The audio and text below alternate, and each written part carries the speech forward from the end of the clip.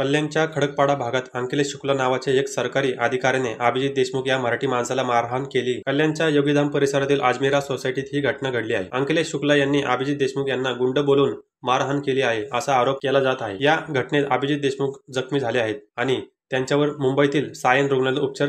सरकारी नोकरी करणारे अंकिलेश शुक्ला आणि वर्षा कळवीकट्टे हे योगीधाम सोसायटीतील शेजारी राहतात. अंकिलेश यांच्या पत्नी गीता या घराबाहेर देवपूजा करून धूप लावतात.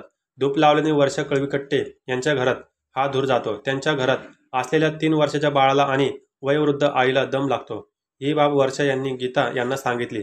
मात्र गीता यांनी वाद घालण्यास सुरुवात केली. त्यानंतर त्यांच्या बाजूला राहणारे अभिजित देशमुख आणि धीरज देशमुख यांनी मध्यस्थी करत हा वाद मिटवण्याचा प्रयत्न केला. त्याचा राग शुक्ला यांना आला आणि त्यांनी काही लोकांना बोलून या दोघांना मारहाण केली. या घटनेत अभिजित देशमुख गंभीर जखमी आहेत. त्यांच्यावर सायन रुग्णालयात उपचार सुरू आहेत. कल्याणच्या खडकपाडा भागात योगीधाम परिसरात अजमेरा सोसायटीत त्या सोसायटीत अंकिलेश शुक्ला आणि त्यांच्या शेजारी राहणारे देशमुख यांच्या धूप लावण्यावर आणि त्यांना धूर एकमेकांच्या घरामध्ये जातो म्हणून या दोघांमध्ये शिवीगाळ आणि मारहाण झाली. मारहाणीमध्ये देशमुख नावाचे गृहस्थ जखमी आहेत.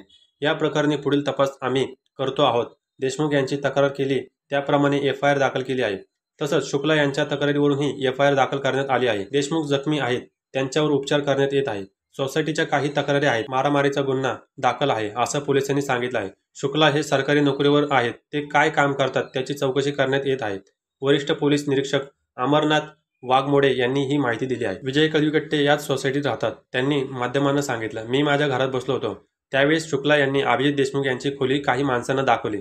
ज्यानंतर त्यांनी सायकल उचलून दारात आपटली. मी काही झालं बघायला आलो तेव्हा त्यांनी अभिजित देशमुख यांना रॉडने 7 ते 8 माणसांनी मारायला सुरुवात केली.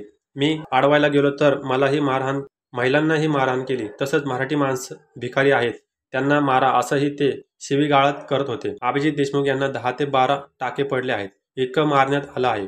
तसंच ठार मारण्याची धमकीही देण्यात आली आहे. या प्रकरणाची गंभीर दखल मनसेंनी घेतली आहे. योगीधाम भागातल्या किरकोळ वादावर भांडण झाले. शुक्ला आणि कळवीकट्टे कुटुंबात दिवा आणि धूप लावण्यावरून वादावादी झाली. त्यांचा वाद सोडवण्यासाठी देशमुख गेले होते.